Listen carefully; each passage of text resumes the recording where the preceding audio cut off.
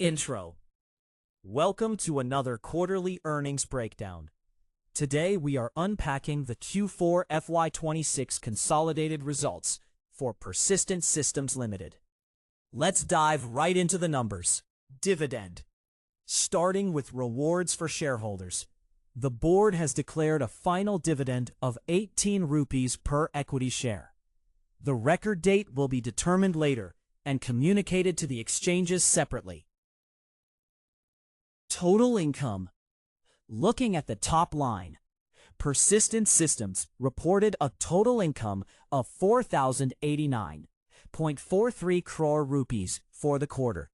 This includes operational revenue of 4,055.94 crore rupees and other income of 33.49 crore rupees.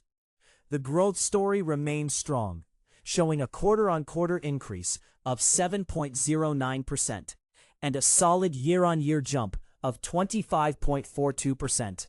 Expenses. Moving to the cost side, total expenses stood at 3,415.45 crore rupees.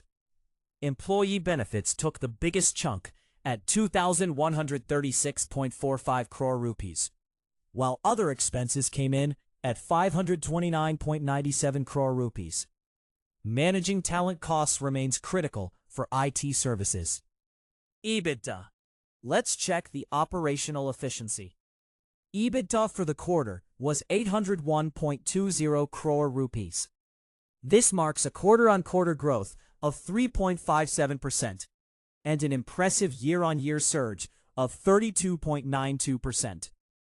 However, the EBITDA margin slightly softened quarter-on-quarter to 19.75%, reflecting a drop of 72 basis points. PBT. Before we look at taxes, profit before tax stood at 673.98 crore rupees.